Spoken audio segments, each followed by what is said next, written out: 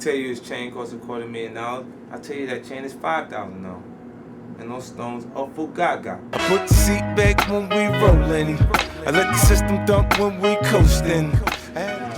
Spoke about Fat Joe earlier with the Elephant in the Sand project.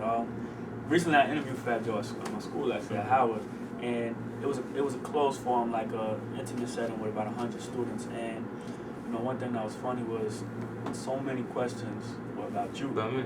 You know, and is it the same with you when you're in a setting? It actually a lot of questions about him. See, there's a lot of people already assess the situation and they ask themselves, why is 50 even talking to him? They're not on the same level. He's receiving so many more questions about me than I am about him because he doesn't have anything more exciting going on with him than me. Jumping on his ass for the moment. You see what I'm saying? And like, if he didn't become disrespectful on Rap City, I wouldn't have even addressed it. You know, it's one of those things where you tell a kid not to touch the kitchen stove because you might have to spank his hand, tell him not to touch it. And then he'll come back and you spank his hand again, but you're trying to prevent him from actually getting burnt. So is that bad? You understand what I'm saying? So I fired one of the shots to the point, now I'm gonna really fuck his shit up. Like, see, hip hop is competitive. So you gotta be conscious of who you go into competition with. And it is a competition because until it actually spills over into the street, you got to consider what they say is beef as battling. Because the art form has always had that component as a part of it.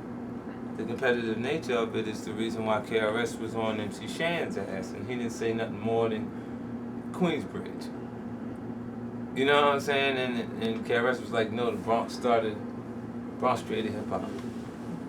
That was enough to create those issues. Then they didn't interact with each other. There was no personal anything involved. You know what I mean? In Joe's case, he's expressed discomfort in the success I've been having from afar and trying to associate himself with anyone who doesn't actually have good intentions for me. So let me ask you this: Will it ever end? I mean, this is open to everyone. Well, his career's ending. End. His career's ending. So he'll be another one of those guys that they look at down the line and say, damn, 50 destroyed him like he destroyed Ja and these other guys. You see what I'm saying? Like, Ja's in a space where he still had a major record company willing to spend marketing dollars on it, Universal Music. And now, he doesn't even have an album release date. You feel what I'm saying? Like, after the attempt to put out Mariah Carey just sold his single. Wasn't his record My Body? My body. Yeah. And she just sold Touch My Body. Yeah. You know, and that proves that it's a hit for her and shit for him because that content belongs to that kind of artist instead of what we do from a hip-hop perspective. Now, from that, Fat Joe debuts with 45,000 copies sold after all of the momentum and energy that was going on surrounding me and him going back and forth. This is an indication that it's not the music, it's a disconnect with him and the public. He'll have a hit like Lean Back. Name one record, please. If you can do this, I will really humble myself. I'm on camera. Name one record that was a single following Lean Back. Oh, no, before you strain yourself. Name one record that was a single after I Make It Rain. The newest. And name a record that's a single after this that's gonna mean something. What I'm trying to indicate to you is he's created a pattern of being able to create a song. Not the second single. That's worth listening to. So no one's gonna actually go out and purchase an album from Fat Joe at this point.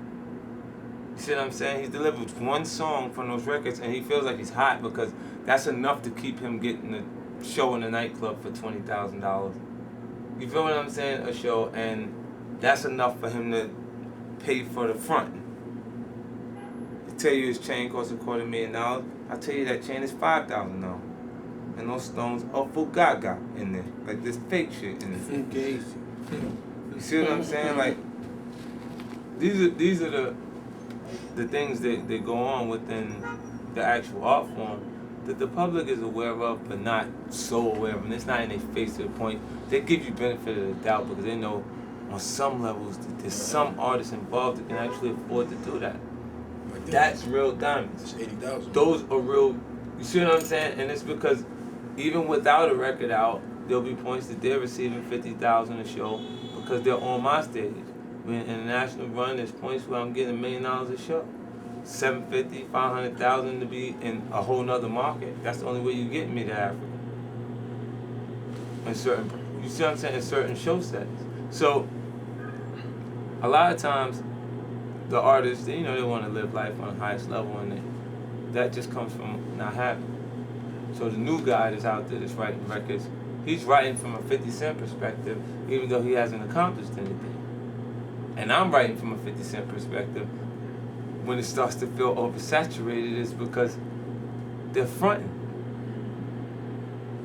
So my content doesn't even feel original from the perspective that I'm at. So I go further back into not having. Like when I created Curtis 187 for the Curtis album, I stated lyrics like coming up, I was confused, my mom is. No, that was Hated to Love. I said, I was a snotty nose, nappy head, dirt palm nigga. Saying I can't wait till I get a little bigger. After niggas jump me, bumble my head, thinking I wish I had a gun full of nigga with lead. Took the kitchen at the school for the poke me, nigga. Wishing I had a gun so I could smoke me, nigga. What I'm saying about that is I'm telling you the time I had to jump. I'm showing you what rappers don't show. Rappers become superheroes. I'm showing you defects. I'm showing you vulnerability. By telling you I'm getting my ass kicked to the point where I don't even have a gun yet. So I'm taking a kitchen knife with me just in case these niggas run up on me again. And I wish I had a gun so I could just shoot these niggas when they try the next time. You see what I'm saying? So this is the reality of you growing up under the circumstances that I grew up under, and you being alone. I'm the only child. I ain't got brothers and sisters to go get. I'm gonna get a knife out the kitchen.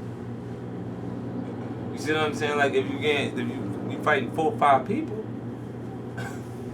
it's either that or be afraid to make your route home from school. So I'll take the time to go even further back because I still have those things to work off of. But it doesn't make sense to me. Like that was one of the harder records on the Curtis record, and it doesn't make sense to write that really aggressive content, hard content, if it's not coming from someplace real. I put the seat back when we rollin'. I let the system dump when we coastin'. I had a tray pound with me cock. Went up on nigga shot. In the street like the niggas say they know me, I don't know them. They say we came up together, I don't owe them. A motherfucker.